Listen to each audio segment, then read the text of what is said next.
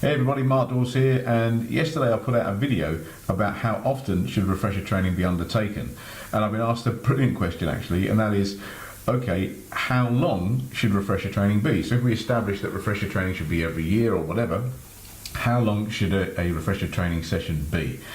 Now, I've spoke to the SIA about this, and if you look back through the video that I did yesterday, the one thing that keeps coming out is risk assessment. So your refresher training needs to be based on a risk assessment, and that raises a number of interesting questions. So I'm going to reply to the guy who asked the question, and by the way, thanks ever so much for asking the question. It's a brilliant question, and I've written down what I'm actually going to post to him, but I thought I'd read it to you, and then you can actually take this on board too, because it may be of help to you. And I've said here, hey Rick, none of the publications dictate how long a refresher should be in terms of hours or days.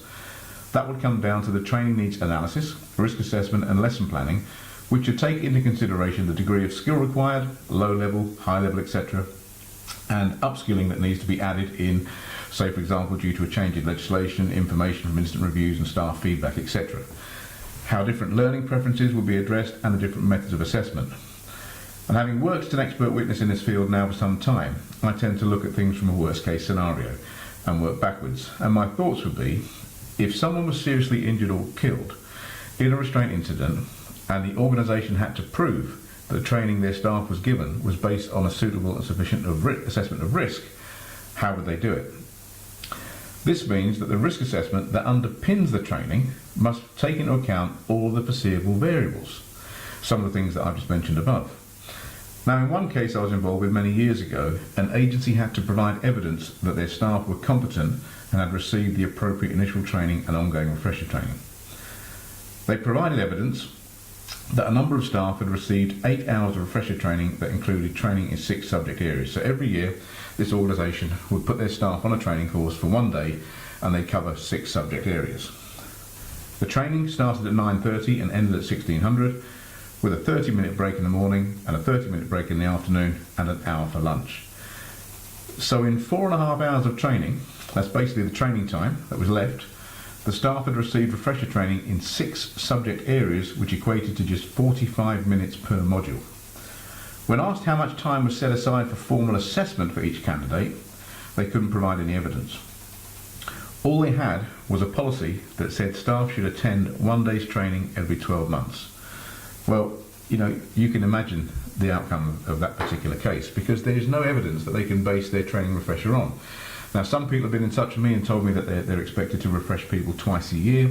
Some people do it once a year. Some agencies actually refresh every 3 years, which I think is far too long for a physical restraint refresher, because there's so much that changes every year on this stuff.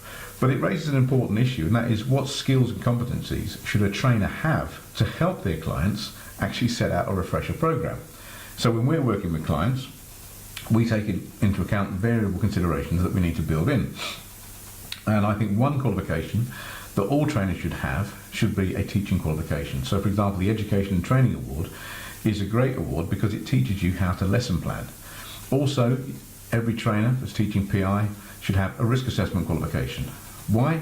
Because if they have to base their training on a suitable and sufficient assessment of risk, they need to understand how to do that and what that means.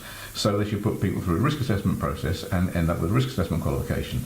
Now, we do this and we encourage this. Now, we can't make people do it, obviously. You know, we're not the training police. But I would urge you, if you are when we're talking about restraints or restraint trainer, you should also have, in addition to any qualification you have in the skill set, so rather than a restraint qualification, you should have a teaching qualification that enables you to lesson plan. And I would strongly advise you to get a risk assessment qualification that teaches you how to assess risk. Years ago they never had this. 20, 30, 40 years ago we didn't have to consider this stuff, but more and more now this is being asked in court. So I just wanted to leave you with that pretty short video for today on this subject. If you have any questions, please leave a question below. You know, leave a comment, leave a question. I'll get back to you, as I've done with Rick, who put this question in. Thanks for that, Rick. And if you like what you hear, share it. You know, let other people have this information too. It's all free. Speak to you soon. Thank you.